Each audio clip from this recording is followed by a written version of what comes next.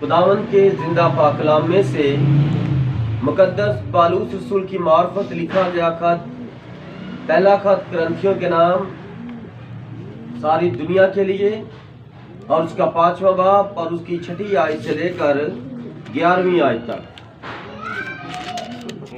तुम्हारा फख्र करना खूब नहीं। क्या तुम नहीं जानते कि थोड़ा सा खमीर सारे गुंदे हुए आटे को खमीर कर देता है। पुराना खमीर निकाल कर अपने आप को पाक कर लो, ताकि ताजा गुंदा हुआ आटा बन जाओ। चुनाचा तुम बेखमीर हो, क्योंकि हमारा भी फसा यानी मसीह कुर्बान हुआ। बस आओ हम ईद करें, ना पुराने खमीर से और ना बदी और शरारत के खमीर से, बल्कि साफ दिली और सच्चाई की बेखमीरी रोटी से। मैंने अपने खत में तुमको ये लिखा था कि हरामकारों से सोबत ना रखना। ये तो नहीं कि बिल्कुल दुनिया के हरामकारों या लालचियों या जालिमों या बुत परस्तों से मिलना ही नहीं, क्योंकि इस सूरत में तो तुम को दुनिया ही से निकल जाना पड़ता। लेकिन मैंने तुमको दर हकीकत ये लिखा था कि अगर कोई भाई कहलाकर हरामकार या लालची या बुतप्रस्त या गाली देने वाला या शराबी या जालिम हो तो उससे सोबत ना रखो, बल्कि ऐसों के साथ खाना तक ना खाना। दावत के जिंदा पाक कलाम का पढ़ा और सुना जाना हम सबों के लिए बाइस से बरकत हो। सब तशरीफ रखें। इस किताब मुकद्दस के लिए एक अनवान तजवीज़ करते हैं, आओ हम ईद करें।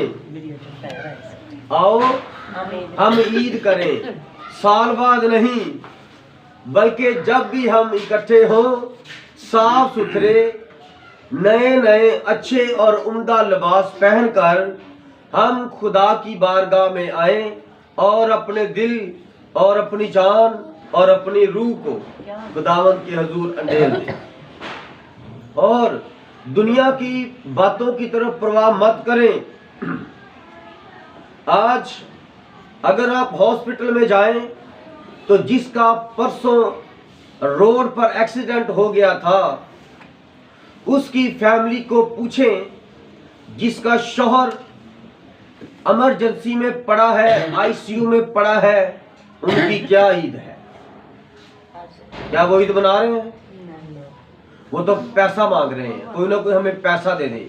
लेकिन ये ठीक अगले महीने तक कोई उनके साथ राब्ता नहीं करेगा। अरे हम क्यों अपनी ईद खराब करें? ये ईद है। ईद क्या है? हम अपनी ईद क्यों खराब करें? उसको बाद में अगले महीने मिलेंगे, वो तो पैसे ही मांगेंगे क्योंकि उनका एक्सीडेंट हुआ है, तो हम उनको कह देंगे हमें तो पता है बाद में चला। ये ईद मना रहे हैं लोग। साथ वाले घर में खाना नहीं पका, उनके बच्चे भूखे प्यासे हैं, और यहाँ पर 4000 रुपए का खाना मीठा बना है, गजरेला बना है और स्वीट डिश बनी है, क्या कुछ बना है, बाजार के खाने चटपटी चीजें हैं। लेकिन उनको मालूम है कि साथ वाले घर में परेशानी है और हम 2000 का राशन उस घर में दे दें, लेकिन ऐसा कोई नहीं करेगा। ये क्या हो रही है? ये ईद मनाई जा रही है। ईद का मतलब होता है दीद, और बुजुर्गों की एक कहावत है, बेटा जब जेब में पैसे होते हैं तब ईद होती है, जब जेब में पैसे होंगे तब ईद होगी। यानी कि ईद पे क्या होता है? मर्जी के खाने होते हैं, मर्जी के कपड़े होते हैं। कोई रो रहा है और आप हंस रहे हैं, कोई घर से निकल नहीं रहा, गाड़ी खराब है, तेल नहीं है, पेट्रोल नहीं है, तो कोई ऊपर करवा रहा है, किराए की गाड़ियां घर में मंगवा रहा है, बच्चों को लेता खुद लेता जा रहे हैं। ये क्या है? ईद हो रही है, पैसा। लेकिन खुदा का कलाम हमें क्या सिखाता है? अपनी 2 रोटियों में से 1 रोटी दूसरे को दे दो। आपके पास अगर 2 जोड़े हैं तो अपने साथ वाले को दे दो, और अगर दे दिया है तो फिर मांगने की उम्मीद मत रखो। यीशु मसीह ने अपने कलाम मुकद्दस में फरमाया है, अगर तुम मुझे अपना मकरूज करना चाहते हो, खुदावंद फरमाते हैं अपने कलाम में, अगर तुम खुदा को, आप लोग अगर खुदा को अपना कर्जदार करना चाहते हो तो क्या करना चाहिए आपको? आप गरीबों को, लंगड़ों को, अंधों को, भिखारियों को, मवालियों को, जो बेबस हैं, लाचार हैं, परेशान हैं, और जो व्हील चेयर पर बैठे जिंदगी बसर कर रहे हैं, रोड पर खड़े रहते हैं, रोड पर बैठे रहते हैं, अपाहिज हैं, उनके घर वाले आते हैं, उनको बैठा कर चले जाते हैं, सुबह सुबह और अंधेरे में उठा कर ले जाते हैं, उन लोगों को दें। फिर आप खुदा को कर्ज देने वाले बन जाएंगे, खुदा आपका कर्जदार बन जाएगा, क्योंकि आपने उन लोगों के बारे में किया जिनके बारे में कोई नहीं करता। ये कौन सी ईद है? ये कौन सी ईद है? क्या आपने 5,000 रुपया लगाया, अपनी छोटी साली को बुला लिया, अपने ससुराल को बुला लिया, अपने दादों को बुला लिया, अपनी पुप्पी को बुला लिया, अपनी पुप्पी के पास चले गए हैं, आज आप उधर चले गए हो, उधर खाना चाना खाया, वहां से निकल गए, नवे साल को आपने हमारी तरफ आना, आपकी दावत है। ये कौन सी ईदें हैं? तो उन्होंने 5,000 लगाया, जब वो आएंगे, उन्होंने 2 डिशें बनाई थी, आप कहेंगे हम 3 डिशें बनाएंगे उनके लिए, हम बूफे लगाएंगे अपने घर में, 4-5 चीजें रखेंगे, नमकीन, मीठी, और साथ में बेकरी का सामान भी हम रखेंगे, जरा खुश कर देंगे पप्पो को। लेकिन कोई भी खानों से खुश नहीं होता। अगर किसी की बेटी की शादी है तो अगर वो 4 लाख रुपया उधार लेकर, कर्ज लेकर 4 लाख का खाना खिला देगा ना, लोगों ने फिर भी अपने बैग भी भर लेने, सब कुछ खा भी जाना भी है, फिर भी कहना है नहीं, अगर ये चीज होती ना तो फिर तो कमाल ही हो जाना था। नहीं, वो मीठा तरह उसमें थोड़ा सा मसला था, वो गोश्त ठीक नहीं बना था। तो आज इसी तरह का मेल मिलाप हो रहा है। लेकिन अगर कोई आपको बात नहीं करेगा, आप सब समझदार हैं, आप सब प्रैक्टिकल लाइफ में हैं, रोड पर अगर कोई बूढ़ी औरत और फकीर आपको इस तरह करे, अल्लाह देना खुदा तेनू बरकत दे, मैं रोटी खा ली, मैंने दे दे, सिर्फ आप 10 रुपए उसे दे दें, तो देखें वो 10 रुपए लेके 10 लाख की आपको बरकत की दुआ देता है।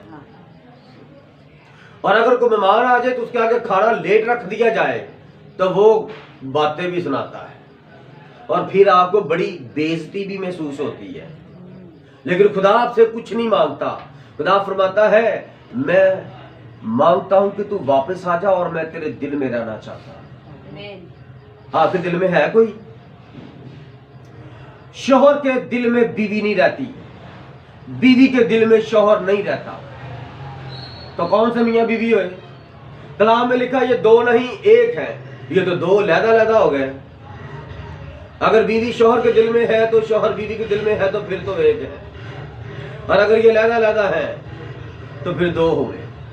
कलाम कहता 1 है, दुनिया में शैतान कहता नहीं, तुम 2 हो, 1 तेरी बीवी और 1 तू, 2 ना हो। तो कलाम में लिखा है तुम 1 हो, तो शैतान ने आपको कहता नहीं तुम 2, तुम लहदा हो, तेरी सोच लहदा है, उसकी सोच लहदा है, तेरी पसंद लहदा है, तू लहदा कपड़े पसंद करती है, जो तुझे रंग पसंद है तेरे मियाँ को रंग पसंद नहीं। ये कलीसिया की हालत बता रहा हूं। Hallelujah, hallelujah. शौहर कभी भी अपनी बीवी के पसंद के कपड़े नहीं पहनता, पहनने चाहिए, और बीवी कभी भी शौहर के पसंद के कपड़े नहीं पहनेगी। जब भी बाजार जाएंगे, मुझे ये सूट पसंद है, शौहर कहता नहीं यार ये बड़ा अच्छा लग रहा है, और मैं कपड़े भी तेरी मर्जी के पहनूं, तूने तो मुझे कैदी बना के रखा हुआ है। आज भी लोग खुदा को इसी तरह बातें करते हैं। कहां लिखा खुदा के कलाम में? ये बात कहां लिखी है खुदा के कलाम में? अच्छा, जो आप बात कह रहे हो वो कलाम में नहीं लिखी, लेकिन जो आप कह रही हो वो कहां लिखी है? जो आप खुदा के कलाम के खिलाफ ये कर रही हो, ये कहां पर लिखी है? आमीन। हालेलुया। ये क्या है? वक्त का पैगाम है। आओ हम ईद करें। ईद का मतलब है एक दूसरे की राह देखना। किसकी राह देखना? अब कलामियों के तो लिखा है ग्रंथी के खत में, तुम जब शायरबानी करते हो तो इससे तुम्हारा मेल मिलाप रखना फजूल है, क्योंकि तुम अपना अपना खाना लाते हो और अपना अपना ही खा जाते हो। और अगर कोई 1.5 लीटर 2 लीटर की बोतल लेके आता है अपने साथ मैं की, तो अगले के पास पानी है और तूने मैं रखी और तूने उसको मैं नहीं देनी, उसने पानी पिया और तूने सारी मैं पी लो और टुन्न हो ये बोतल। ये क्या है? पलूस फरमाता है तुम्हारा इकट्ठे होना फिरना फजूल है। हाँ, अगर तुम यीशु मसीह की यादगारी ईद मनाते हो तो मसीहियों की ईद क्या है? शायरबानी। ये कपड़ा था। मसीहियों की ईद क्या है? शायरबानी है। और शायरबानी क्या है? आजिज़ी, बराबरी। कोई बड़ा नहीं, कोई छोटा नहीं, कोई बड़ा नहीं, बराबर। यीशु मसीह जहां पर बैठे थे अपने साथ 12 लोगों को बराबर बैठाया था। आप कुर्सियां लगाते हैं तो बराबर की लगाए, और अगर दरी बिछाई है तो बराबर बैठे। कोई पादरी बिशप अलहदा ना बैठे, कोई अलहदा खाना ना हो, एक ही प्लेट और एक ही डिश हो,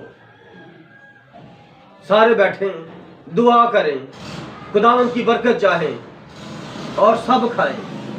जिसके पास नहीं है अपना खाना उसके आगे रख दो, उसको शर्मिंदगी महसूस ना हो। हम इसीलिए चंदा नहीं उठाते। आपने देखा कभी हमने चंदा उठाया या किसी मीटिंग में? कितने कितने लोग हमारी बड़ी मीटिंग में होते हैं, कभी चंदा नहीं उठाया, क्योंकि नबी ने कहा नहीं चंदा नहीं उठाना। लोग बेबस होते हैं, परेशान होते हैं, दुआ करवाने के लिए आए होते हैं, और उनके पास पता नहीं किराया होता है या वापसी का नहीं होता। वो आपके पास आए इस उम्मीद से कि यहां से दुआ करवा के मुझे जिंदगी मिलेगी। जब उसे जिंदगी मिलेगी, शर्मिंदगी खत्म होगी, तो जब चंदा आएगा ना उसके पास तो वो लाजमी डालेगा। लेकिन अगर आप उसके सामने कशकोल, ये कशकोल होता है मांगने वाला आसा बर्तन, अगर हम आपके आगे आगे करेंगे तो 4 बहनों से में से 2 बहनें देंगी, 2 नहीं देंगी, तो उनको शर्मिंदगी होगी। उन्होंने अच्छे कपड़े पहने हैं, बड़ी मुश्किल से अच्छे कपड़े रखे थे, वो पहन के आ गई हैं, लेकिन उन्होंने चंदा नहीं डाला, तो अगली बार वो चर्च में नहीं आएंगी। नहीं, जब चंदा होगा फिर जाऊंगी। वो पादरी की वो ना, उनका जो भाई है ना, बार बार आगे ना वो हदिये की थैली कर देता है, इधर से आता फिर करता, बाजी आपने भी। तो ये शर्मिंदगी है, खुदा के लोगों को बेइज्जत किया जा रहा है। जिसने पैसे देने हैं उसने घर से लहदा रखने हैं। ये 2000 रुपया पास्टर को देना है, ये 200 रुपया पास्टर को देना है, देना है तो देना है। मीटिंग खत्म होगी, हम ये उठाकर रख देते हैं। ये हमने नबी से सीखा है। आमीन। क्यों? हम किसी को बेइज्जत नहीं करना चाहते। और कलाम फरमाता जिसने देना है वो इस हाथ से दे और इसको पता ना चले। आओ हम ईद करें। हम हफ्ते बाद ईद करते हैं। ईद ये है, एक नहीं आता उसका दर्द रखो, ये क्यों नहीं आया, क्या वो बीमार है, उसका पता करो। वो परेशान है, लाचार है, कोई पैसे की कमी परेशानी है, कोई लड़ाई झगड़ा तो नहीं हो गया, ये दर्द रखो उसके लिए, और उसके घर जाओ, उसका पता करो। भाई और बहन पता कौन है? अक्सर शुरू से हम सुनते आ रहे हैं मसीह में सब बहन भाई है। वो किस लिहाज से बहन भाई है? क्योंकि हम सब ने एक ही रूह से नया जन्म लिया है। जो माँ के पेट से बहन भाई पैदा होते हैं, 4 बहन भाई, 6 7 बहन भाई, उनमें से अगर 2 ने बपतिस्मा ले लिया खुदावंद यीशु मसीह के नाम से, और आपने ले लिया है बपतिस्मा खुदावंद यीशु मसीह के नाम से, आपने ले लिया है, तो आप 3 4 2 3 बहनें 2 4 भाई, ये अब खुदा के बेटे बेटियां बन गए हैं। और जो आप अपनी मां के पेट से पैदा होने के साथ अपने भाइयों और बहनों के उनके शरीक होंगे आप। तो शरीक किसे कहते हैं? मुखालफ को। शरीक मुखालफ होता है और भाई बहन शरीक नहीं होते। अमाल की किताब फरमाती है, और किसी ने भी अपनी दौलत, अपनी चीजें अपनी ना समझी, बल्कि जो कुछ भी पास होता तो वो मीटिंग खत्म होती तो लेके आते, तो जैसे खत्म होती ना मीटिंग तो पास्टर के पैरों में रख देते, सोना रख दिया और चांदियां रख दी, अपना जेवर रख दिया। किस लिए? वो अनाउंसमेंट हुआ था, पास्टर जी के पैसे चाहिए थे दूर दूर मुनादी करने के लिए, उनके पास किराए नहीं होते। और खुदा का फरमान था, पास तुम जाकर सब कौमों में मुनादी करो कि मैं इंसान बनकर मरा और जी उठा और मैंने तुम सबका फिदिया दिया है और तुम मेरी राह देखो। अब हम उसकी राह देख रहे हैं। आमीन।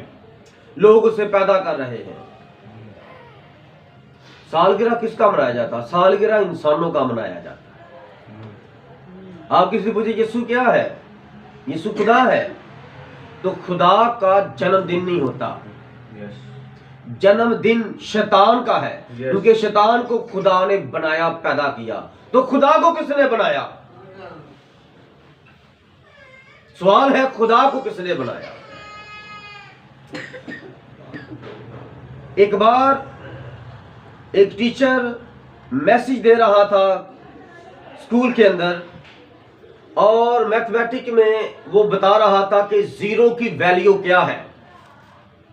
वो बता रहा था कि अगर ये पॉइंट है, इशारिये के बाद अगर जीरो इस तरह बढ़ा दिया जाए और उसकी वैल्यू नहीं होती, और अगर जीरो से पहले इशारिये से पहले जीरो बढ़ा दिया जाए तो उस रकम को बढ़ा दिया जाता है, उसकी वैल्यू बन जाती है। तो एक बेटी ने सवाल किया, उसने कहा सर एक सवाल है, ये सब कुछ खुदा ने बनाया है? उसने कहा हाँ बेटा खुदा ने बनाया है। तो उसने कहा खुदा से पहले क्या था? खुदा से पहले क्या था? टीचर के दिल में खुदा ने बात डाली। उसने कहा बेटा आज सामने ब्लैक बोर्ड साफ करो। उसने ब्लैक बोर्ड साफ किया और उसने फरमाया कि यहाँ पर जीरो से शुरू करो और 10 तक गिनती लिखो। दरमियान से उसने कहा यहाँ से शुरू करो, 0 से 10 तक गिनती लिखो। उसने 10 तक गिनती लिख दी और टीचर ने पूछा कि अब हम इस गिनती को कहां तक बढ़ा सकते हैं, कहां तक लिख सकते हैं? कहती 100 तक, 150, 200, 300, अरब, बिलियन, खिलियन। हम अदाद बढ़ाते जाएंगे और बढ़ता जाएगा बढ़ता जाएगा। कहता अगर हम वापस 0 पर आ जाएं तो ये 0 है, तो 0 के पीछे क्या है? 0 के पीछे 0 है, 0 के पीछे 0 है, और ये 0 एक ही है। 0 तो एक ही है, तो 0 के पीछे 0 है, 0 के पीछे 0 है, 0 के पीछे 0 है। खुदा के पीछे खुदा, खुदा के आगे खुदा, खुदा के इधर का खुदा, उधर का, ऊपर खुदा, नीचे खुदा, हर जगह पर खुदा। कलाम में लिखा है वो आसमानों के आसमानों में समा नहीं सकता। वो आसमानों के आसमानों में समा नहीं सकता, तो उसे पैदा कौन कर सकता है? कौन उसे पैदा कर सकता है? एक औरत उसे पैदा करेगी, खुदा को एक औरत पैदा करेगी। जिस औरत ने पैदाइश की किताब में गुनाह किया और दुनिया आज दुख सह रही है। एक औरत ने गुनाह ना किया होता, वहां पर लिखा है मैंने तुम दोनों को बनाया जैसा मैंने तुम दोनों को बनाया, जमीन को इसी तरह तुम भर दो, मर्द औरत से भर दो। खुदा ने कबूतर और कबूतरी बनाई, उनको बरकत दी कि जैसा मैंने तुम्हें बनाया इसी तरह और परिंदे बनाओ अपने जैसे। और कबूतर के नीचे देख लो 4 अंडे होते हैं तो वो 2 से 6 हो जाते हैं, और फिर जो वो 6 निकले हैं तो 3 जोड़े हो गए। तो वो 3 जोड़ों के अंदर 2-2, 4-4 अंडे होंगे, तो फिर 2-2, 3-3 आगे बढ़ेंगे ना। इस तरह खुदा ने बागैदन से ये काम शुरू किया कि जिस तरह मैंने तुम्हें अपनी सूरत शबीह पर बनाया, तुम मेरे बच्चे हो और तुम मेरे बच्चों को इस जमीन पर भर दो।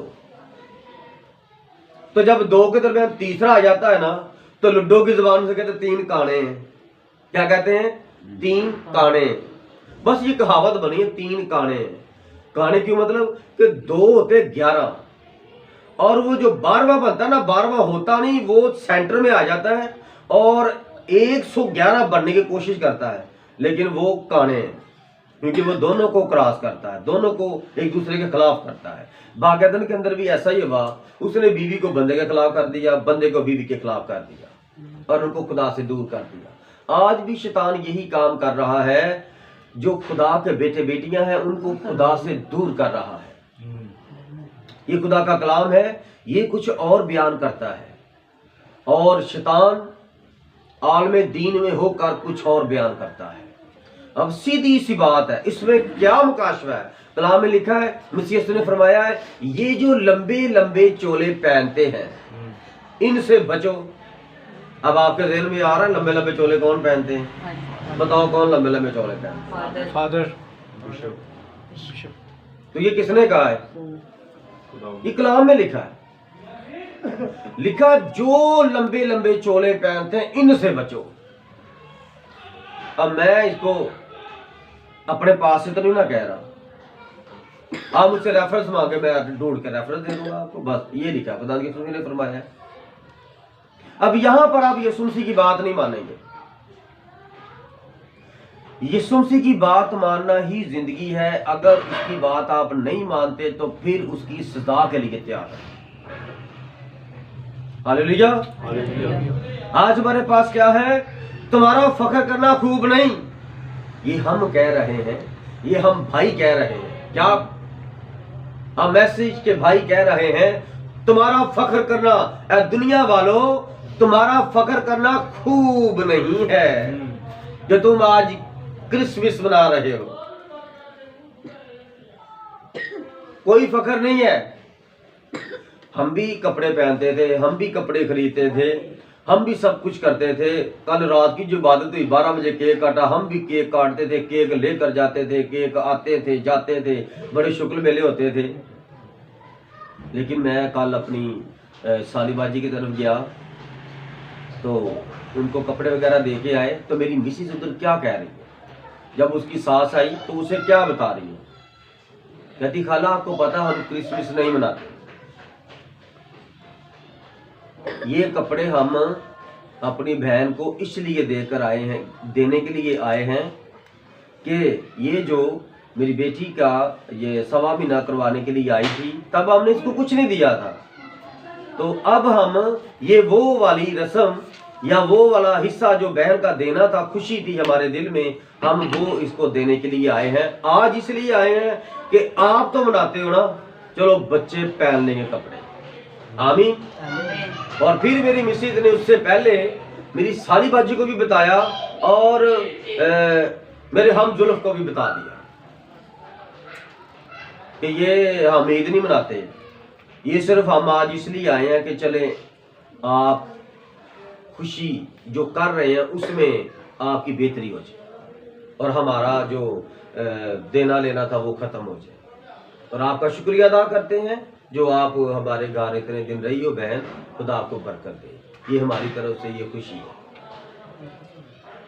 अगर हम क्या देते, हम आपको ईद देने के लिए आए हैं, क्योंकि 400 रुपए का केक रह गया था ना, सब कुछ तो दे दिया ना, कपड़े कुपड़े सारे दे दिए, अब केक रह गया था, केक भी दे देते 400 का। वैसे उसको जो पैसे वगैरह दिए हमने साथ, तो उसमें से 400 का केक दे देते तो वो क्रिसमस हो जाता। क्रिसमस ये कौन सा क्रिसमस है? केक देने से क्रिसमस होता है? अरे किसी फकीर को भी केक दे दिया करो, उसका भी क्रिसमस हो जाने दिया करो। हालेलुया। लिखा तुम्हारा फख्र करना खूब नहीं। क्या फख्र करते हैं ये लोग? कहां पर लिखा है? आपको पता कल रात क्या होगा? यूहन्नाबाद में आप एंट्री करें, किसी भी मसीह इलाके में कल रात आप एंट्री करते तो सबसे पहले आपको पुलिस पकड़ती, चेकिंग करती। क्या ये शर्म की बात नहीं? तो आप अपने घर में आ रहे हैं और आपकी तलाशी ले रही है, क्यों? क्योंकि आप ईद बना रहे हो और ईद में आपने क्या पीनी है? शराब पीनी है। इसका मतलब है आप हर साल ईद पर शराब पीते हो और शराब पीने वाले आसमान की बादशाह में दाखिल नहीं होंगे। जितने भी ये ईद मनाते हैं आसमान की बादशाही में, ये लाल चंडी नहीं नजर आएगी। आपको पता ना, इशारा लाल लाल होता है, तो तो ये भी लाल लिबास पहना होता है। तो जितने भी लाल लिबास वाले लालियां, ये नहीं जाएंगी आसमान की बादशाही में। बात सीधी और सिंपल है। नबी कहता है कि ये जो हरे रंग की झंडी है, खतरा खतरा होता है।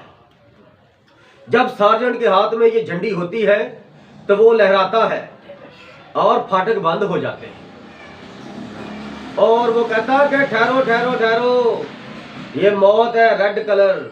ये क्या है? मौत। खून है, खून लाल।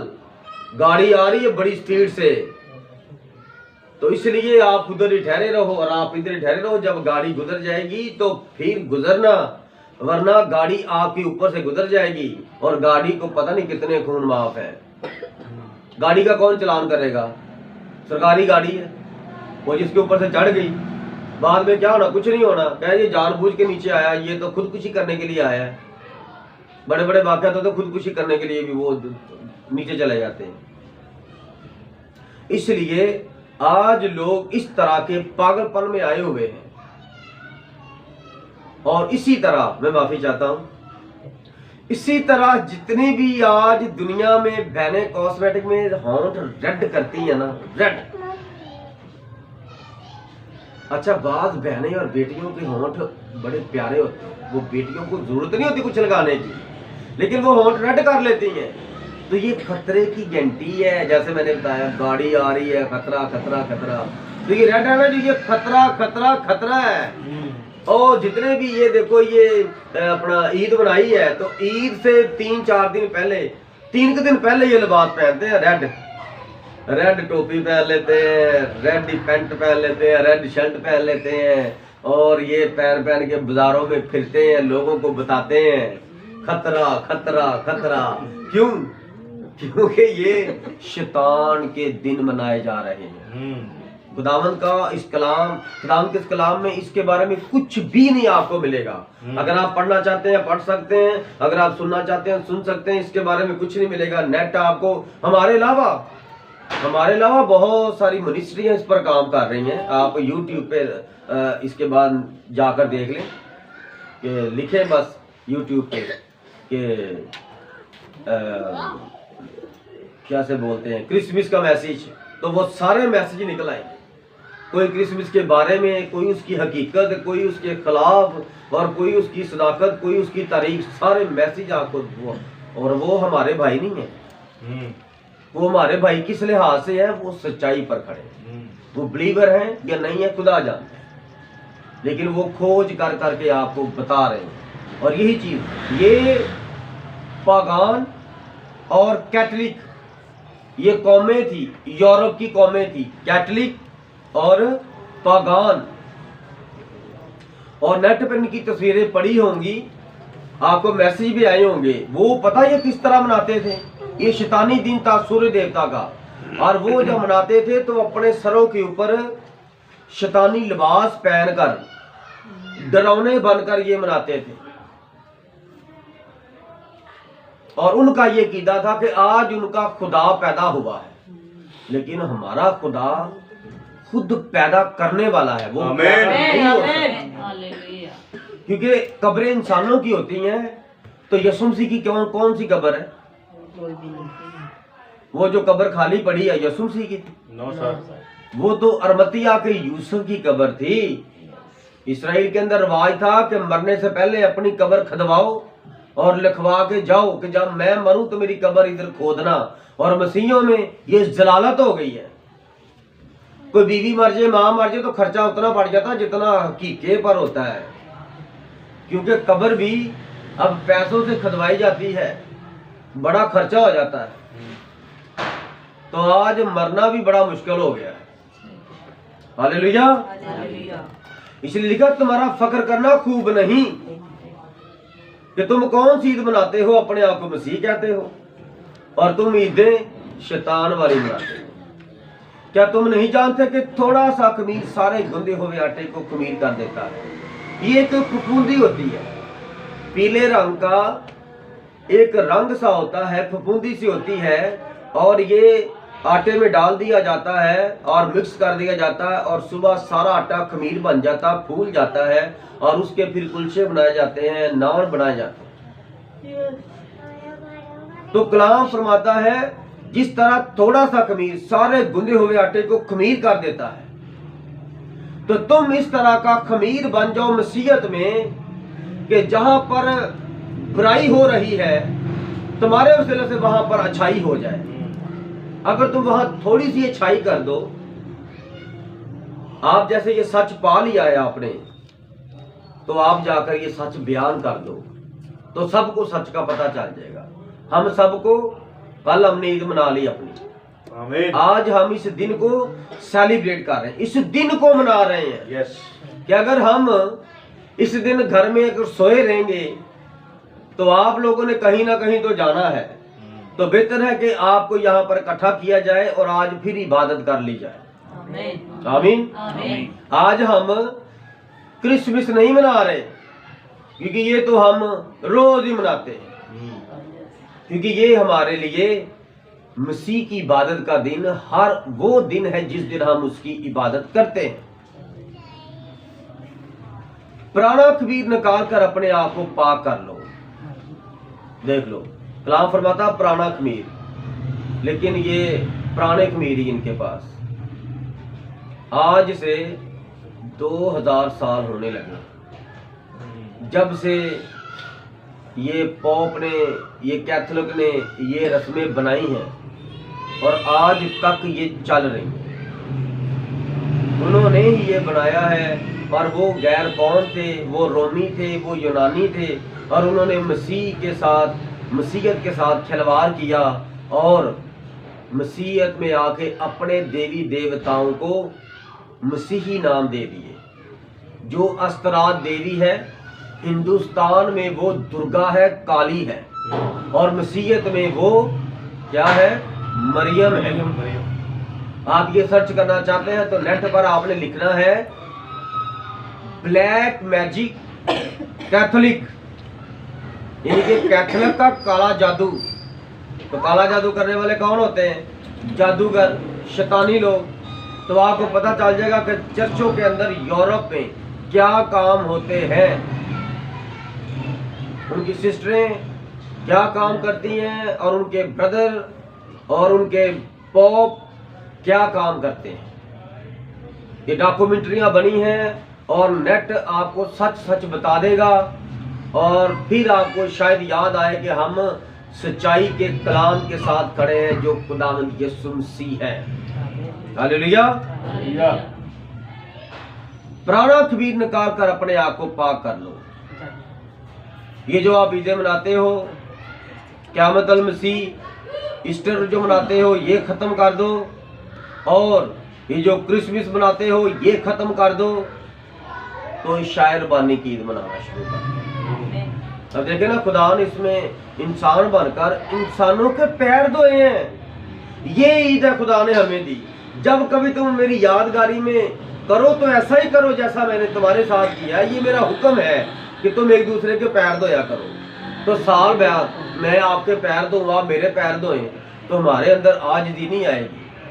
महीने बाद अगर हम एक दूसरे के पैर धोएंगे तो फिर आप मेरे पैर धो रहे हैं तो मैं रो के आपके लिए दुआ कर रहा हूँ, तो क्या पाक रूह मुझे माफ नहीं करेगा? आपको माफ नहीं करेगा?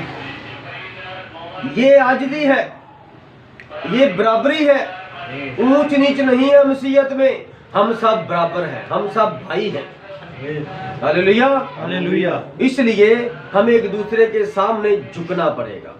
आप मेरे सामने झुकें, मेरे कदमों में बैठें, और फिर आप सामने आएं, और फिर मैं आपके कदमों में बैठूं, आपके पैरों को धोऊं। ये पूरी दुनिया में किसी नबी रसूल ने हुक्म नहीं दिया, सिर्फ मालिक और खालिक इंसान बनकर जब जमीन पर आया, ये उसने हमें ईद दी है। ये ईद होती है, बराबरी करो। मैंने तुम्हें बराबर बनाया है, तुम्हें कोई बड़ा ना बनना चाहे। अगर कोई तुम्हें बड़ा बनना चाहता है तो वो दूसरों की खिदमत करे, खिदमत ले ना, खिदमत करे। ये खुदा का कलाम फरमाता है। बस पुराना खमीर निकाल कर अपने आप को पाक कर लो, ताकि ताजा गुंदा हुआ आटा बन जाओ। अगर आपके अंदर से ये पुराना खमीर निकल जाएगा तो फिर आप ताजा गुंदा हुआ आटा बन जाएंगे। आटा, गुंदा हुआ आटा, आटा गुंदा हुआ हो तो उससे कितने लोग खा सकते हैं? एक फैमिली के लिए, एक फैमिली में 5 या 6 लोग हैं, तो इतना आटा गूंदा गया है। कलाम फरमाता है अगर तुम ये वाला पेड़ा बन जाओ, एक पूरा आटा बन जाओ जो गूंदा गया है, जिससे एक घर के लोग खा सकें, इतनी एक बंदे के अंदर खुदा की सच्चाइयां और गवाहियां हों कि अगर वो अपने घर में बताए तो उसका घर बच जाए, उसका घर बच जाए। उसके घर के वसीला से ये 1100 लोगों तक पैगाम जाए, 12,000 तक ये पैगाम जाए। कोई माने तो ना माने, लेकिन आप तो सच्चाई पालें और आप सच्चाई बयान करने वाले बन जाएं। चुनाचा तुम बेखमीर हो, हम क्या है? हमारे अंदर कोई खमीर नहीं।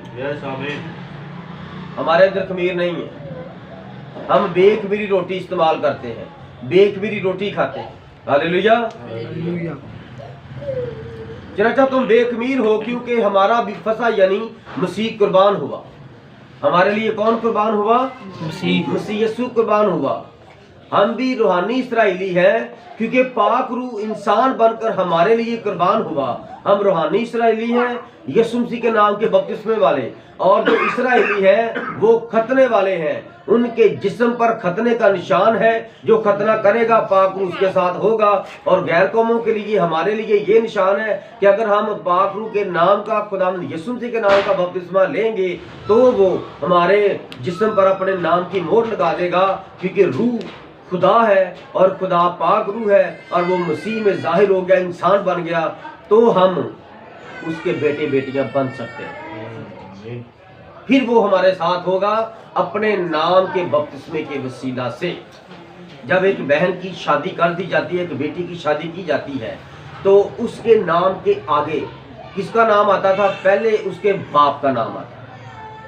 और जब वो किसी के साथ ब्याही जाती है, फिर बाप की जगह पे उसके खामन का नाम आ जाता है। और जब हमारी शादी खुदावंद यीशु मसीह के साथ हो जाती है, तो फिर खुदावंद यीशु मसीह का नाम हमारे नाम के साथ लग जाता है। फिर हम जिस्मानी नहीं रहते, फिर हम रूहानी बन जाते हैं। फिर हमारी सोच बदल जाती है, हमारी जिंदगी बदल जाती है, हमारे ख्यालात बदल जाते हैं, क्योंकि हमारे लिए खुदा इंसान बनकर मसीह में आकर कुर्बान हो गया।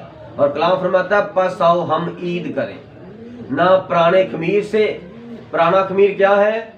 जो इस्राएली खमीर करते थे, जो इस्राएली मिस्र से निकलते हुए बर्रा ज़िबा करते थे, वो बर्रा ज़िबा आज भी कर रहे हैं। जब तक वो कर रहे थे और वो ईद फसा बनाते थे, लेकिन हमने ईद फसा नहीं मनानी कि हम कहें कि नहीं जी ये इसराइल से हमारे पास कलाम आया है तो हम भी ईद फसा मनाएं। मसैनिक भी हैं इधर, झूठे मसीह, तो वो यहूदी बनते हैं, तो वो ये सारी ईदें मना रहे हैं हम उनकी, ठीक है। तो हमने ये वाला पुराना खमीर नहीं इस्तेमाल करना, हमने यहूदियों वाली ईद नहीं करनी, हमने मसीहियों वाली ईद करनी है। और ना बदी और शरारत के खमीर से, ना शैतानी ये जो रस्म रिवाज बने हैं, कलाम फरमाता है ये शैतानी है। आप बाइबल से रिसर्च कर लें, तारीख से रिसर्च कर लें, ये आपको शैतानी ही मिले। ये बाइबल के साथ उसका कोई ताल्लुक नहीं है। और ना बदी और शरारत के खमीर से, बल्कि साफ दिली और सच्चाई की बेखमीरी रोटी से। बेखमीरी रोटी वो हमारा खुदावंद यीशु मसीह, उसका बदन है। उसने रोटी ली और तोड़कर अपने शागिर्दों को दी, लो तुम सब खाओ और मेरी यादगारी के वास्ते यही किया करो, ये मेरा बदन है जो तुम्हारे वास्ते दिया जाता है। तो जब हम आटे की, जो मुकम्मल गंदम का आटा है, वो पका के एक रोटी तो खुदावंद के हजूर रखकर दुआ करें, तो दुआ करने से पाक रूह उस रोटी को अपना बदन बना देगा। ये हमारी ईद है कि देखें हम जिसके लिए रोटी बना के रखते हैं और मैं बना के रखते हैं, तो मैं जब हम दुआ करेंगे तो पाक रूह, जिस तरह हम दुआ करते हैं तो पाक रूह बंदे को शिफा देता है, उसकी बदबू निकाल देता है, हम तो नहीं निकालते। इसी तरह जब हम रोटी और मैं रखेंगे तो रोटी जब मैं के ऊपर हम दुआ करेंगे खुदावंद यीशु मसीह के नाम की, तो पाक रूह वहां पर मौजूद होगा और उस रोटी को मसीह का बदन बना देगा, जो सलीब पर तोड़ा गया, मरोड़ा गया, मारा गया, और उसके अंदर से जो लहू बहा वो मैं लहू बन जाए। ये हमारी मसीहियों की ईद है और हम इसकी तरफ आते नहीं। हम खुद ही अपने अपने घर में शराबे लाकर पी पी के तो कहते हैं कि क्रिसमस मुबारक, सलाम जी ताई जी क्रिसमस मुबारक, बड़े क्रिसमस मुबारक, और जी ताई जी क्रिसमस मुबारक। हम तो ये ईद मना रहे हैं। तो कर क्या रहे हैं? सारी रात अपनी बीवी को मारा, बीवी को गंदी गंदी गालियां दी, पूरी गली ने सुना, और सुबह कह रहा मुबारक जी चाची जी। राती की कह रहे हो बस शराब पीती थी, मैं माफी चाहना हूँ। करते हैं कि नहीं करते हैं? कौन है ये बदी और शरारत है उनके अंदर, शरीर है, इब्लीस है उनके अंदर आ बसा हुआ, और वही इस तरह के काम करवाता है और वही जश्न करवाता है। Hallelujah, hallelujah. बच्चे भूखे प्यासे हैं और वो 5-6 हज़ार रुपया जेब में डाल के तो 2,000 की शराब ला के 2,000 रुपया का खाना खाना खिला के तो बच्चे नंगे फिर रहे हैं, नाक बह रहा है और फटे पुराने कपड़े पहने, लेकिन वो अपनी अजाशी का एहसास नहीं है। क्यों? क्योंकि शैतान किसी का एहसास नहीं करता, खुदा एहसास करता है। पाक रूह मोहब्बत से भरा हुआ है, वो मोहब्बत का सरचश्मा है जो खत्म नहीं होता, क्योंकि वो सरचश्मा अबदी है। Hallelujah, hallelujah. और सच्चाई की बेख मेरी रोटी जो खुदा यीशु मसीह का बदन है। मैंने अपने खत में तुमको ये लिखा था कि हराम कारों से सोबत रखना। ये हराम कार क्या होते हैं? हराम कार क्या होते हैं जी मेरे अजीजों? पहला कुरिन्थियों 5वां बाब 9वीं आयत, पौलुस फरमाता मैं अपने खत में तुमको लिखा था कि हराम कारों से मिलना मुलना नहीं है। हरामकार क्या होते हैं? जो सीधे काम को उल्टा करें, चोरियां करें, डाके डालें, रास्ते में लूटमार करें, और आते जाते बहन बेटियों को रास्तों में देखें कि वो दूर है, उसके साथ कोई नहीं है, उसके साथ छेड़खानी करें, और रास्ते में ज्यादतियां करें, बेटियों को खेतों में जबरदस्ती ले जा पकड़ लेते हैं और ज्यादतियां करते हैं। तो कलाम फरमाता है ऐसे लोगों के साथ मसीह जो है वो ताल्लुक ना रखे। Hallelujah, hallelujah. राम कहता है कि मैंने हराम कारों से कहा मिलना नहीं है। ये तो नहीं मैंने कहा कि आप दुनिया के हराम कारों या लालचियों या जालिमों या बुत परस्तों से मिलना ही नहीं। कहता जो आपकी कलीसिया में इस तरह के गंदे बंदे हैं ना, आपको पता चल गया है इसकी नजर नहीं ठीक, इसका यानी कि भेव नहीं ठीक, इसको अपने घर में ना आने दो, इसके घर ना जाओ, इसके साथ मेल मिलाप ना रखो, कलीसिया में भी इसको निकाल दो। क्योंकि अगर ऐसे बंदे के साथ मेल मिलाप रखोगे तो वो आपके घर अपने घर आपको बुलाएगा, तो वो एक दिन आपके घर भी आएगा। तो जो बंदा नहीं ठीक तो वो मसीह नहीं है, तो शैतानी बंदा है। तो मसीहियों में मसीह आए, शैतानी बंदा ना आए। मसीहियों की ये सोच होनी चाहिए, ये ख्याल होने चाहिए। और कलाम फरमाता है कि मैंने ये नहीं कहा कि दुनिया के हराम कर। अब हम मुसलमानों में काम करते हैं, हिंदुओं में काम करते हैं, यूरोप में काम करते हैं, जनूबी अफ्रीका के लोगों में काम करते हैं और पर्शिया में काम करते हैं। तो वो लौंडेबाज हैं, वो दगाबाज हैं, वो अभी इतना करके आए, हमें इससे क्या लेना देना? मैं तो 8 घंटे आपके साथ जॉब करता हूँ, मैं अपनी जॉब करके चला जाऊँ, मुझे तुमसे क्या? तू अपना काम कर, मैं अपना काम करता हूँ।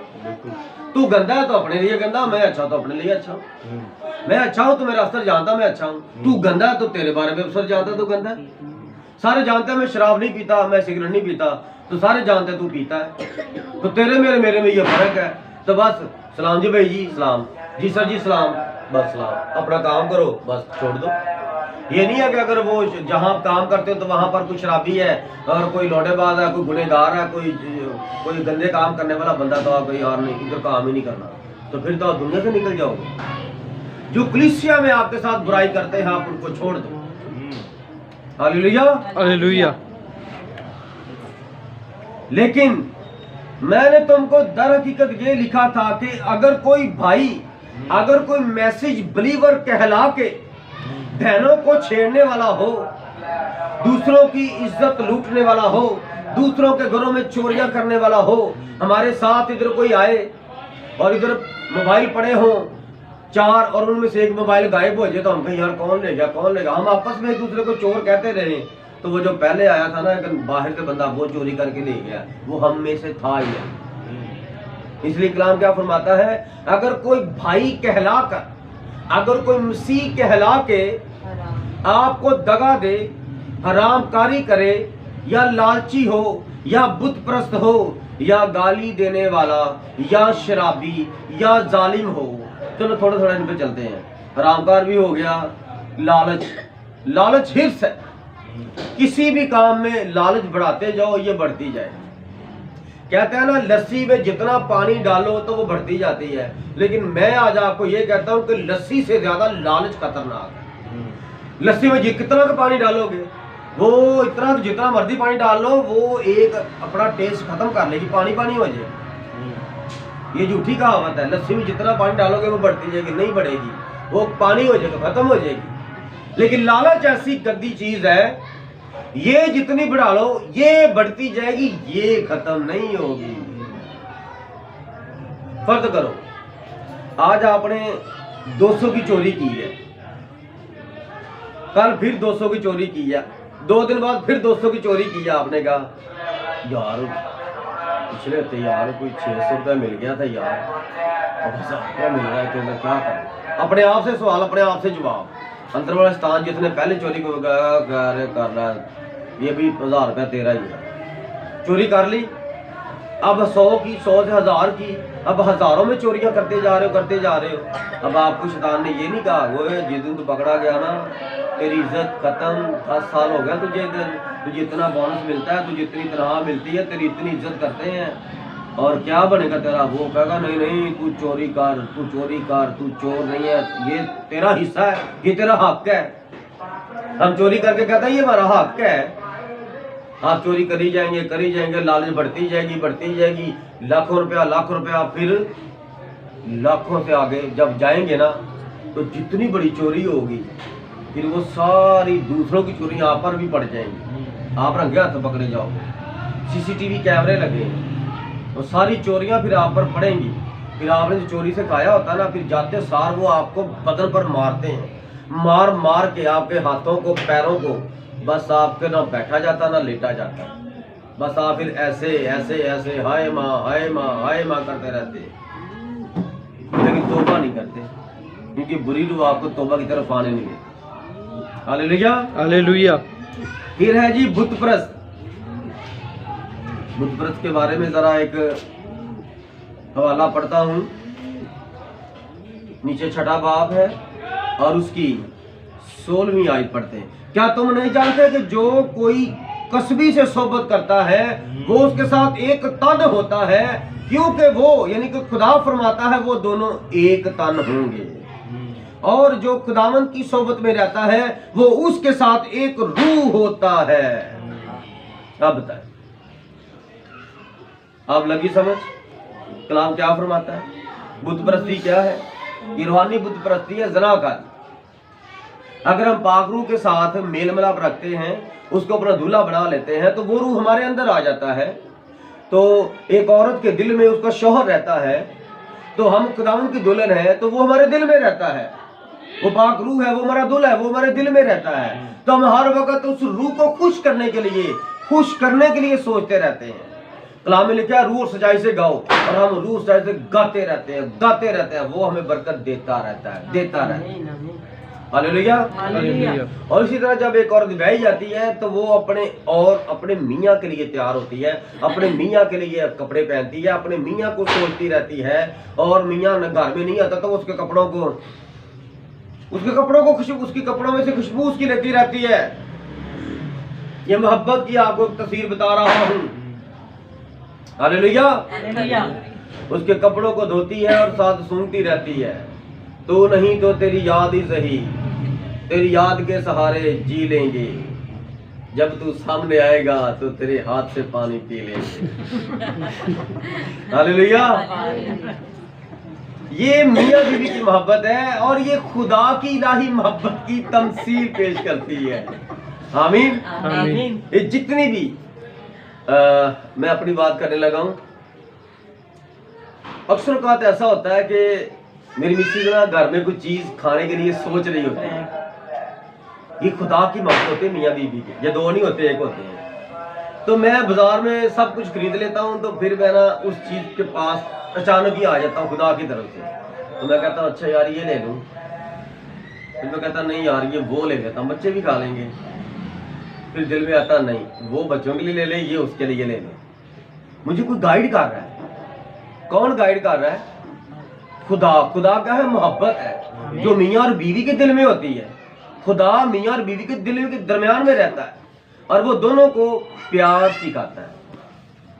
और फिर वो अकेली क्या कहती है, मेरा ये बड़ा दिल कर रहा है लेकिन अब मेरे पास ना बैलेंस नहीं है, मैं कैसे तारीख को बताऊं। ऊपर दिल में ये बात सोच रही है, मैंने वो चीज खरीद ली है, मुझे बागरू की तरफ से गाई हुई, मैं वो चीज ले गया। तो उसने कहा क्या लाए हो खाने के लिए? मेरा बड़ा जी चाह रहा था। मैंने कहा आपके लिए मैं ये लाया हूँ। तो उसके चेहरे से इतनी खुशी होती, कहती मेरा बहुत जी चाह रहा था, मैंने तुम्हें फोन करना था लेकिन नेट नहीं आ रहा था, मेरे पास बैलेंस नहीं था और मेरा बड़ा जी चाह रहा था कि मैं ये चीज खाऊं। तो मैं आगे से क्या करता, तुम दिल में रहती हो मेरे, इसी तरह रहती रहना, जो चाहोगी सोचोगी तुम्हें मिल जाएगा। ये खुदा की मोहब्बत है। और जब तुम कल अपना काम कर तो उस दिन भी सोचती रहना, तू और सोचेगी तो मैं और ले आऊंगा। फिर तो कहेगी मैंने तो ये नहीं खाना, मुझे नहीं पसंद, तो फिर कहेगा ये मैं खा लेता हूँ। ये इलाही मोहब्बत की एक मिसाल है, याद रखिएगा मेरी बात को। और मैं चाहता हूँ ये गवाही इसीलिए पेश की है, ये गवाही खुदावंद यीशु मसीह की है कि वो मियाँ बीवी के दिल में इस तरह रहता है और वो जुदाई नहीं बल्कि मोहब्बत चाहता है और वो चाहता है कि खुदा तरस नस्ल पैदा हो। Hallelujah, hallelujah. फिर लिखा है बुत परस्त या गाली देने वाला। यहाँ कितनी बहनें बैठी हैं जो अपने मियाँ को गाली देती हैं।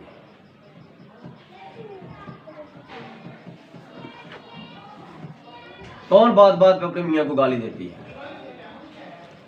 2023 खत्म होने वाला है, ऐसा ना हो कि आपकी जिंदगी खत्म हो जाए 23 के साथ। फिर ना कहना कि मौका नहीं मिला, अगला 2024 चढ़ने वाला है।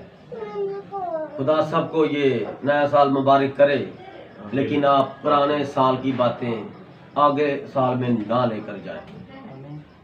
अगर पिछले साल इस साल आपने खुदा के लिए नहीं जिए तो अगले साल खुदा के लिए जिए। जो चीज़ें आपको अपनी मेहनत से अपनी अकल से नहीं मिली, आप खुदा के आगे रखें, खुदा के रूह की कुव्वत और कादिर कुदरत से आपको वो मिल जाएंगी। बस आप अगर दुआ नहीं करते तो दुआ करना शुरू करें। और कितनी बहनें हैं जो अपने मियाँ को गाली गलौज करती हैं हर एक बात पर, छोटी छोटी बातों पर, उसकी गैर मौजूदगी में अगर वो काम क्या कर जाता है तो उसको बातें करती हैं। कितनी औरतें हैं, मैं तेरे बाप की नौकर हूँ, तूने मुझे गुलाम बनाया हुआ है, तूने मुझे खरीदा हुआ है। ये बड़े तौब के उनके ना ये फिक्रात होते हैं। मैं क्यों करूं, मैं अपने मर्जी से करूंगी, जा मैंने नहीं करना, तूने जो करना कर ले, मैंने ये काम करना। तो वो बीवी ठीक नहीं होती, उसके अंदर शैतान होता है। किसी की भी बीवी है, मेरी भी हो क्यों ना हो, किसी की भी बीवी है, अगर वो अपनी मियाँ को इस तरह कहती है तो उसके अंदर शैतान है, क्रिसमस मनाने वाला शैतान है। Hallelujah, hallelujah. लेकिन बाइबल क्या फरमाती है, अगर आपका मियाँ मना करता है चर्च नहीं जाना तो ना जाओ। दुआ करने से मना नहीं करता, वो कहता चर्च ना जाओ। उसको वो पास्टर नहीं अच्छा लगता, उसको उस पास्टर के साथ लोग अच्छे नहीं लगते, वो शक करता है। कोई बात नहीं, आप ना जाओ, ना जाओ। लेकिन अगर आपका मियाँ दुआ करने से मना करता है तो कलाम कहता अपने बंदे को छोड़ दो। क्या ठीक है, खुद पका मजे उड़ा, तू मुझे खुदा का कलाम पढ़ने से मना करता है, मैं जब भी कलाम पढ़ती तू मुझे तंग करता है कि चल उठ पहले ये कर तब वो कर। उस बंदे के अंदर शैतान है। हाँ, तू काम शाम करवाना करवा ले, फिर मैं दुआ में ठहरने लगी। ये नहीं कि जब औरत दुआ में ठहरी हो तो आप गंदे गाने लगा के ऊंची बात कर दे। ये आप खुदा की तौहीन कर रहे हैं और आपके अंदर ये शैतान है। अगर आप दुआ नहीं कर रहे तो दुआ खुदा के साथ बात करना होता, आप उसका लिहाज रखें। आप खामोश हो जाए। अगर गाने सुनने हैं, गंदगी है, बदमजगी है, तो अपने कानों के अंदर टूटियां लगाएं और अपने तक अपनी गंदगी रखें, दूर ना फैलाएं।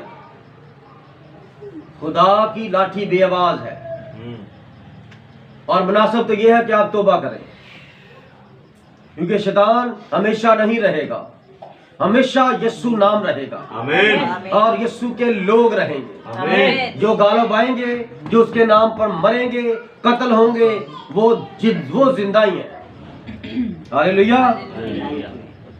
हाँ, कौन कौन बहनें गाली देती? कोई बहन गाली नहीं देती है, कोई बहन नहीं गाली देती। बड़ी अच्छी बात है ये। कितने भाई गालियां देते हैं? बीवियों को? हाँ, मैं देता हूँ। क्या नाम है भैया आपका? क्या बात है। ये होता है सच बोलना, ये कलाम का असर होता है। वरना कोई शख्स अपनी अना में, अपनी इज्जत में ये बात नहीं आमीन करता। ये मसा था, जिस पाक रूह के मसा के वसीला से आपने मजमे में कहा कि मैं देता हूं, इसका मतलब है कि ना दिया करो। आप देते थे, आपने इकरार किया, क्योंकि कलाम फरमाता है गलत करते हैं आप। गाली देने वाला या शराबी या जालिम, ये सब खुदा के खिलाफ है। अगर आपने अपनी बीवी को गाली दी तो आपने अपने आप को गाली दी, क्योंकि कितनी देर से यही मैसेज हो रहा है, मसीह की दुल्हन है उसके लोग, और मियां और बीवी दो नहीं एक हैं। तो जिसने बीवी को गाली दी उसने अपने आप को दी। तेरी माँ की ये वो, अरे तेरी बीवी की माँ है तो तेरी बीवी की माँ, तू भी तो जाकर माँ ही कहता ना, माँ जी सलाम, तो तूने अपनी माँ को दी। अगर बीवी ने तेरी माँ को गाली दी तो उसने अपनी माँ को दी। बेटियां देकर बेटे बनाए जाते हैं और बेटे देकर बेटियां बनाए जाते हैं और माँ बाप ट्रांसफर हो जाते हैं। देखो कैसे खुदा ने रिश्ते बनाए हैं। इसलिए आप सिर्फ इससे तब ही बच सकते हैं जब आप सच्चे दिल से माफी मांगे, सिर्फ खुदा से। जब भी आपस में बदमज की लड़ाई हो जाती है, इब्लीस लड़ाई करवा देता है।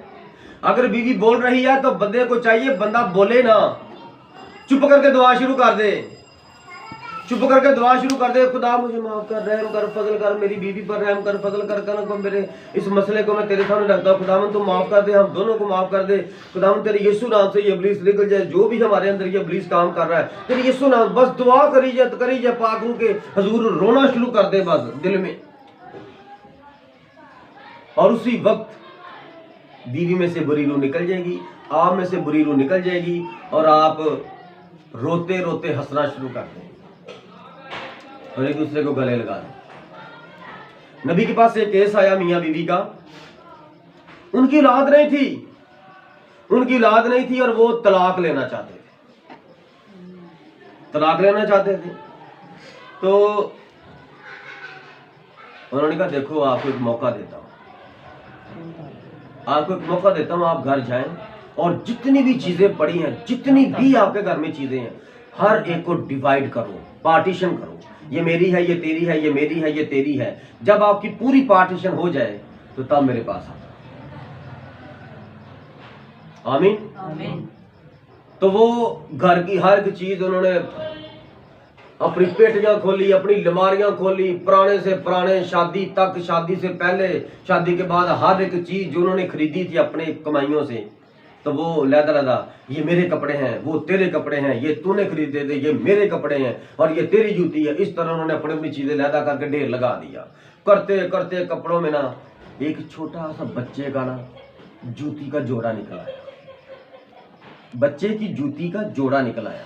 बच्चे पैदा नहीं हुए थे, तो उन्होंने ईमान से ना एक बच्चे की जूती का जोड़ा खरीद लिया था, छोटे छोटे बच्चे के पैर। तो जब वो हाथ में आया ना, तो वो ढूंढते ढूंढते दोनों ने ही एक एक पैर पकड़ लिया। वो कहे ये मेरा है, वो कहे ये मेरा है, वो कहे ये मेरा है। इस तरह वो शूज जो थे ना बंधे हुए थे आपस में, उनके लेस तस्मे, तो वो इस तरह करते करते करते करते ना तो गिर गए और गले लगा लिए एक दूसरे। ये बच्चा किसका होना है? ये बच्चा आधा तेरा है, आधा मेरा है। 2 शूज हैं, एक पैर तू रख और एक पैर मैं रख। बात समझ आई? उनकी तलाक रुक गई। किसने तलाक रख कराई? आने वाले बच्चे ने, जो आया भी नहीं है। उनकी सुलह करवा दी, अकल से भी चले और रूह से भी चले। जब तक मियां बीवी के बच्चे नहीं ना होते, वो आपस में बड़ा लड़ते। और जब बच्चे हो जाते हैं ना, तो फिर वो बीवी भी सोच ही रहती मुझे बुलाता क्यों नहीं है, बंदा भी सोचता मेरे साथ बात नहीं करती। वो डिवाइड हो जाती मोहब्बत तो आपकी तकसीम हो गई है। वो जो मियाँ को बीवी मोहब्बत करती थी, बच्चों में ट्रांसफर हो गई है। हालेलुया। तो आज आपके पास ना ये वक्त है, इस वक्त को आप तरसोगे। जिनके पास अभी औलाद नहीं है, तो वो एक दूसरे की इज्जत करें, एक दूसरे से प्यार करें।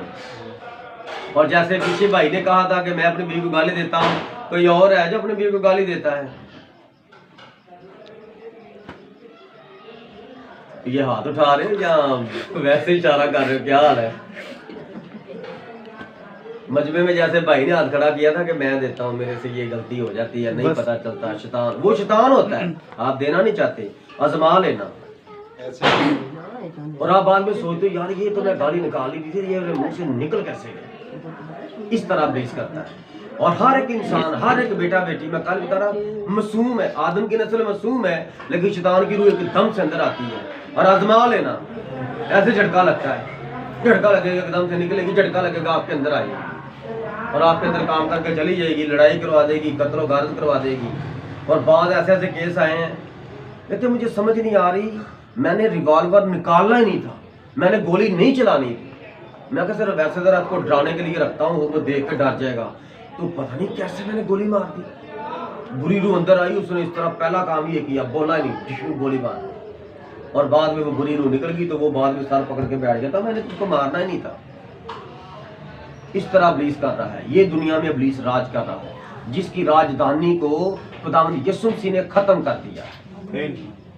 जो खुदा के लोग हैं वो गुनाह नहीं करते। हालेलुया। और जितने भी गालियां देते हैं वो दुआ किया करें। ज़बूर में लिखा है, मेरे होठों पर निगहबान फरिश्ता बैठा, मेरे होठां दी कर रखवाले, मुंह उत्ते निगहबान बैठा। पाक रूह से मांगे, खुदा पाक रूह मेरे अंदर जो बदी बुराई है, जो बदी की जड़ है, जो शैतानी मखलूकात मेरे अंदर काम कर जाती हैं, मैं कमजोर हूं और तू जोर आवर है, तू मुझे बचा, तू अपने परों में मुझे छुपा ले। और खुदा के पर क्या है?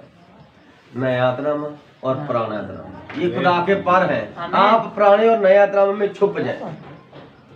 हालेलुया। तो फिर आप गुनाह से बच सकते हैं। आमीन। हालेलुया। या शराबी या जालिम हो तो उससे सोबत ना रखो, बल्कि ऐसों के साथ खाना तक ना खाना। कलाम क्या कहता है? जो गाली निकालता है, जो शराब पीता है, जो जुल्म करता है अपने बच्चों पर, अपनी बीवी पर, और जो जालिम है, और जो बुत परस्ती करता है, जो जादूगरी करता है, जो लालची है, जो हरामकार है, और वो ईदे चौदे बड़ी मनाता है, खुदा फरमाता है ऐसों के साथ मिलना भी नहीं है, खाना भी नहीं खाना, खाना भी नहीं खाना इनके साथ। खाना लिखा है, लिखा है ना, इनके साथ खाना तक ना खाना। चाय नहीं लिखा, चलो चाय पी लेंगे आज। Hallelujah, hallelujah, hallelujah. खुदा को बरकत दे। आमीन। देखो खुदा बचाता है ना। खुदा को मालूम है ना कि दुनिया में आखिर में चाय बहुत पियेंगे, तो खुदा ने खाना लिख दिया है। खाना क्योंकि पेट भरता है और चाय से चाहत बढ़ती है। जब चाय में चाहत खुदा की आ जाएगी, हम चाय पी लेंगे आज। क्योंकि एक भाई ने कहा मैं गालियां निकालता हूँ, लेकिन खुदा का कलाम फरमाता है कि आज आप माफी मांगे। कुछ दिन बाद नया साल शुरू होने वाला है, और जितने दिन नए साल के अंदर रह गए हैं, आप अगर जैसे एक अपना बीवी से माफी नहीं मांगना चाहता, लेकिन मैं आपसे गुजारिश करता हूँ, मिन्नत करता हूँ भाई होने के नाते, क्या आप अपनी बीवी के सामने खड़े हो जाएं। सबसे पहले खुदा के हज़ूर दुआ में ठहरें, घंटा, आधा घंटा, 1.5 घंटा दुआ में ठहरें, और पाक रूह आपको जुर्रत देगा, दिलेरी देगा। उसके बाद आप अपनी बीवी के सामने आ जाए।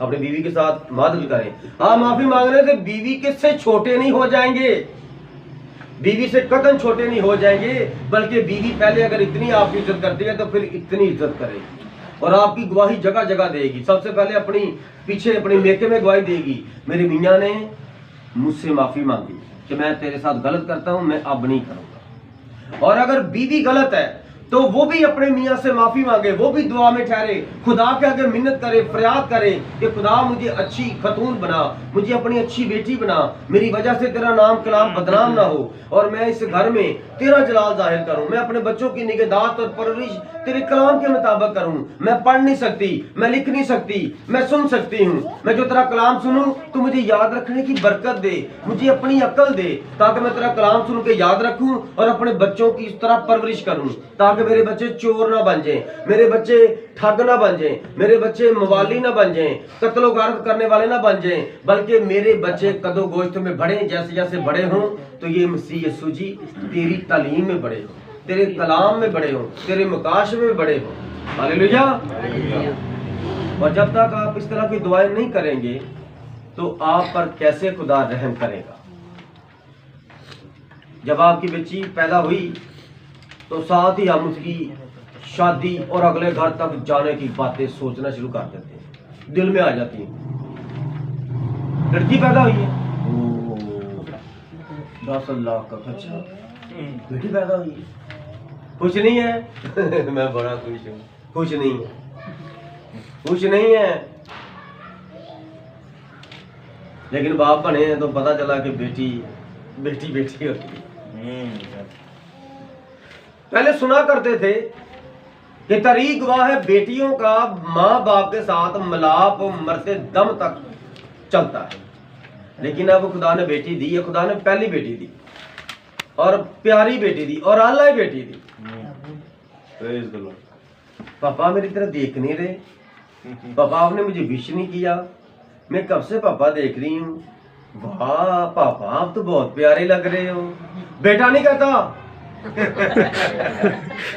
बेटा जब भी आपके पेट पर बैठेगा तो वो आके मुंह मुक्के मारेगा और बेटी आपके पेट पर बैठेगी तो वो ऐसे करके आपके पप्पे करेगी इधर से और इधर से। ये फर्क है बेटे और बेटी में। बेटी अगले घर में है तो माँ बाप बीमार हो तो अपने बच्चों को तैयारी भी करवा रही होगी साथ अपने बाप के, मेरे बाप को पता नहीं कहाँ से खाना खिलाया कि नहीं खिलाया। तो इस तरह बेटी बेटी होती है और बेटा बेटा होता है। Hallelujah hallelujah. बड़े नबी थे जिनके बेटी नहीं थी और खुदा का नबी है अपना यकूब जिसे इस्राइल कहते हैं, उसकी एक बेटी थी और उसका आज तक मेरा ख्याल आपने नहीं सुना होगा। उसका नाम था दीना और उसके काम भी दीन नहीं थे। कलाम में लिखा ना, मैं अपने पास के लिए ना बात कर रहा।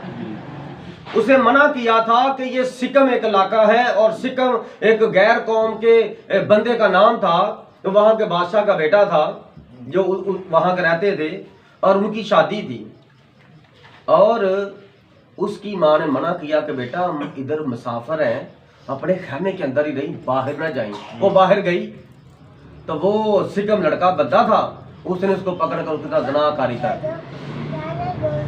बाद में क्या हुआ, इस्राएल के बेटों को जब पता चला, रोबर को सबसे बड़े को, उसने कहा एक शर्त है, हमारे खतने हुए हैं तो खुदा हमारे साथ है, तुम भी खतने करा लो तो इसराइलियों में आ जाओ और हम अपनी बहन का रिश्ता तुम्हें दे देंगे, शादी कर लेंगे। अगर नहीं तो तूने मेरी बहन की जिंदगी तबाह की है, मैं इसराइली हूं, मैं तुझे काट के रख दूंगा। उन्होंने वहां पर एक चाल चली,